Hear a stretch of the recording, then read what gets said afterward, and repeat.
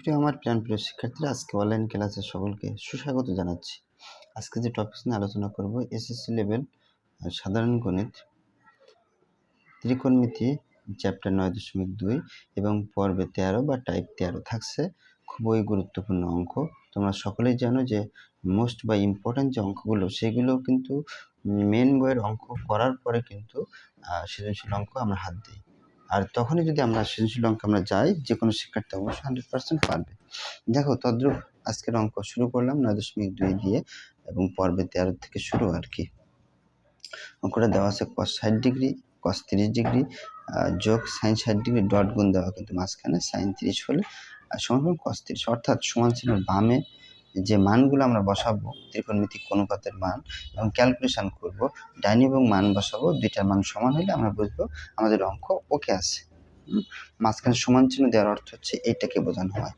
এখন আমরা left hand দিয়ে শুরু করবো। লেফট হ্যান্ড সাইড কি লেখা আছে? লেফট হ্যান্ড সাইডে cos 60 ডিগ্রি ডট গুণ cos 30 ডিগ্রি যোগ, এরপরে যেটা দেওয়া আছে দেখো আছে হলো sin 60 ডিগ্রি ডট গুণ sin 30 ডিগ্রি। এই মানগুলো বন্ধুরা ডিপ্রেশনে নেওয়ার কোনো প্রয়োজন নেই বা টেনশন নেওয়ার কোনো কিছুই নেই, কারণ এই মানগুলো আমরা ক্যালকুলেটর যে ডিভাইসটা ক্যালকুলেটরের কথা বলি সেটা দিয়ে আমরা বের করতে পারবো। যদি বের করতে কখনো সমস্যা হয় কমেন্টে জানাবে আর কি। cos 60 ডিগ্রির যে মানটা আছে, মানটা তোমরা লিখে রাখবে। cos 60 ডিগ্রির মান হচ্ছে হাফ, আর cos 30 এর মান হচ্ছে √3/2 যোগ লিখলাম sin 60 ডিগ্রির মান হচ্ছে √3/2 ডট গুণ sin 30 এর মান হচ্ছে হাফ। ওকে, এখন আমরা ক্যালকুলেশন করবো। ক্যালকুলেশন করতে গেলে আমাদের ব্রেন ওইরকমভাবে কাজ প্রয়োজন হয় না। আমাদের যে কাজটা করতে সেটা হচ্ছে ক্যালকুলেটর ডিভাইস দিয়ে করতে পারবো। উপরে গুণ করো, যেহেতু কাটাকাটি যায় না, √3 উপরে গুণ আর নিচে গুণ করলে 2 × 4। বন্ধুরা কাটাকাটি গেলে এটা আলাদা বিষয় ছিল, যেহেতু কাটাকাটি যায় না উপরে গুণ নিচে গুণ, √3 গুণ করলে √3 বসে গেল আর নিচে গুণ করলে 2 × 4। এখন যাব আমরা লসাগু করবো।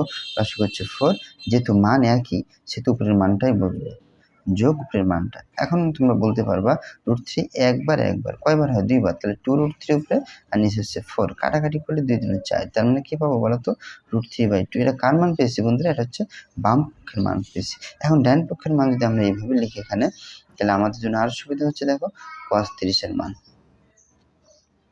আমরা জানি sin 30 এর মান হচ্ছে হাফ, তাহলে cos 30 এর মান হচ্ছে √3/2।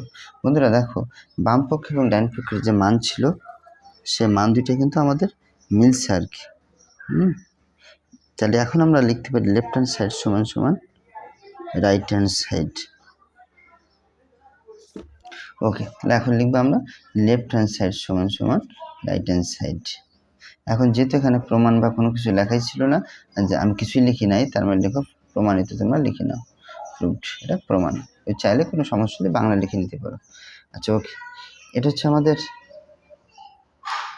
পর্ব 13 একটা অঙ্ক। পর্ব 13 আরেকটা অঙ্ক আছে, সেটা আমি দেখাচ্ছি। নিচে আমাদের দেওয়া আছে আর কি। দেখো এখানে লেখা আছে sin 3a সমান সমান cos 3a যদি হয়, যদি এর মান কত হয়? 15 ডিগ্রি।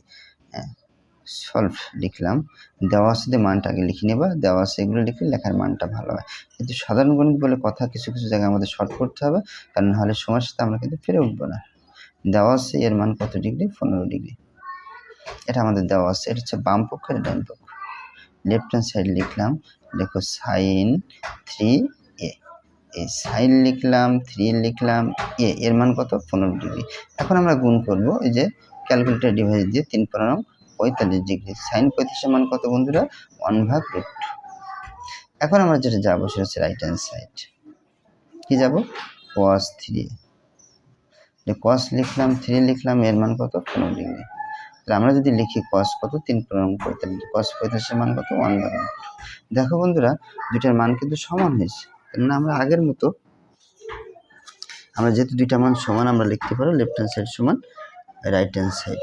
আমরা এটা লিখতে পারবো, দেখো লেফট হ্যান্ড সাইড সমান সমান রাইট হ্যান্ড সাইড। যেহেতু আমাদের সমান চিহ্ন দেওয়া আছে এখানে, প্রমাণিত বা কোনো কিছু এখানে বলি নাই, প্রমাণ করো যে আমরা জাস্ট প্রমাণিত লিখতে পারবো বা শুড লিখতে পারবো, কোনো সমস্যা নেই। যেভাবে এই ছিল বন্ধু আজকে ভিডিও যদি তোমাদের বিন্দুমাত্র উপকার আসে, কাজে লেগে থেকে লাইক কমেন্ট শেয়ার করতে পারবে, সাবস্ক্রাইব করবে অবশ্যই।